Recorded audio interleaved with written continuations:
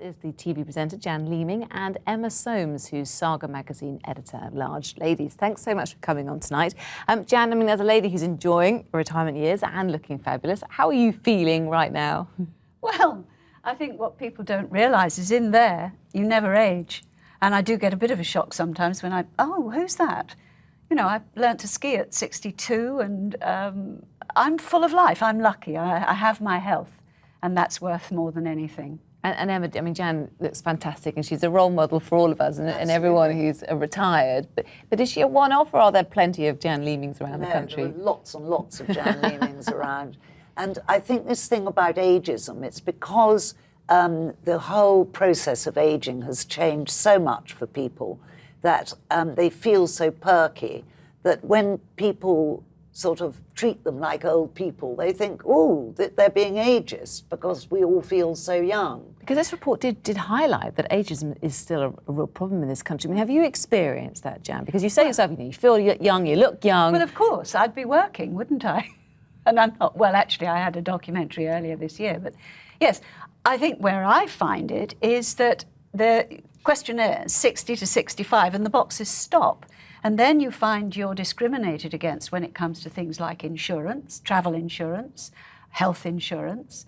It's things like that. And, you know, if you're lucky and you're healthy, you feel a bit annoyed that you're regarded as old. Well, I can't resist saying at this point, do come to Saga, because we offer all these services to people well into their 70s. But but it goes up, Emma. Once you hit 70, the prices go up. That's as maybe, but you can get it. I think that it's a sort of beauty lies in the eye of the beholder situation. However young I feel, to my 21-year-old niece, I'm old. I'm Aunt Emma. But you know, compared to, say, your mother or your grandmother, I bet your lifestyle's very different, isn't it? It has changed in a generation, don't you think? Oh, yes, definitely. I mean, my mother, she's still alive, but she was full of vim and vigour when she was in her 70s. She's now 93.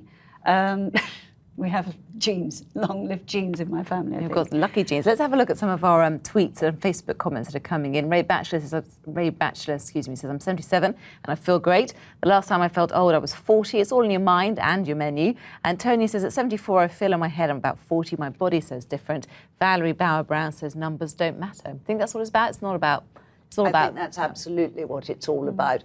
And I also think that for a lot of people, the move from work to retirement is a completely different experience. There's lots of part-time work out there for the over-65s, and a lot of them need it because of very low interest rates, but also people don't like not working. I think a part of remaining young is keeping your brain active. Is that your advice? What advice do you give? Oh, most definitely. I mean, try and learn a language, improve a language, or do something like guiding in a cathedral. Jan and Emma, thank you very much for joining us tonight and take that advice on board.